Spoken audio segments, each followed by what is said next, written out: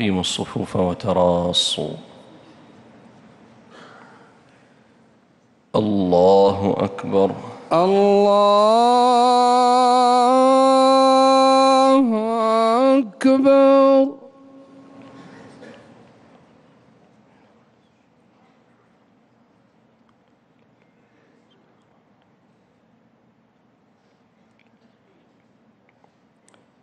الحمد لله رب العالمين الرحمن الرحيم مالك يوم الدين. إياك نعبد وإياك نستعين. اهدنا الصراط المستقيم صراط الذين أنعمت عليهم غير المغضوب عليهم ولا الضالين.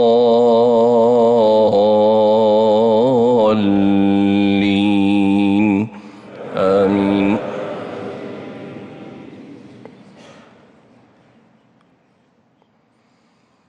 يا أيها الرسول لا يحزنك الذين يسارعون في الكفر من الذين قالوا آمنا بأفواههم ولم تؤمن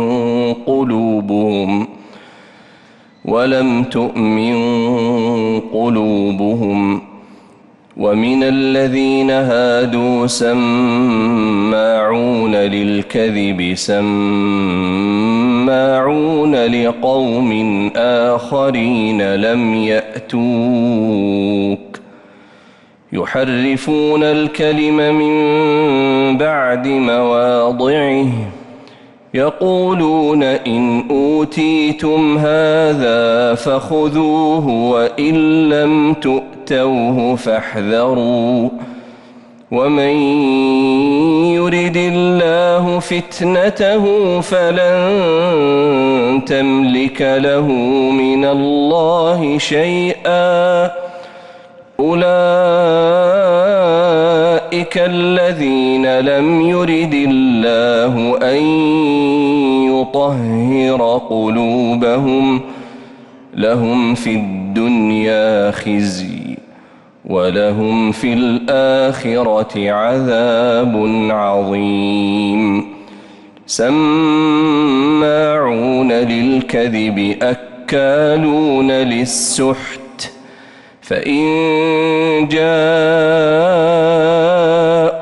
فاحكم بينهم أو أعرض عنهم وإن تعرض عنهم فلن يضروك شيئا وإن حكمت فاحكم بينهم بالقسط إن الله يحب المقسطين. وكيف يحكمونك وعندهم التوراة فيها حكم الله ثم يتولون من بعد ذلك وما أولئك بالمؤمنين. إنا أنزلنا التوراة فيها هدى ونور يحكم بها النبيون الذين أسلموا للذين هادوا والربانيون والأحبار بما استحفظوا من كتاب الله وكانوا عليه شهداء فلا تخشوا الناس واخشون ولا تشتروا بآياتي ثمنا قليلا ومن لم يحكم بما أنزل الله فأولئك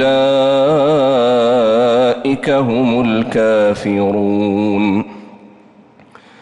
وكتبنا عليهم فيها أن النفس بالنفس والعين بالعين والأنف بالأنف والأذن بالأذن والسن بالسن والجروح قصاص، فمن تصدق به فهو كفارة له، ومن لم يحكم بما أنزل الله فأولئك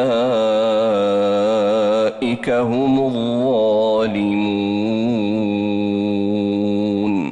الحمد لله رب العالمين الرحمن الرحيم مالك يوم الدين، إياك نعبد وإياك نستعين، اهدنا الصراط المستقيم، صراط الذين أنعمت عليهم غير المغضوب عليهم ولا الضالين،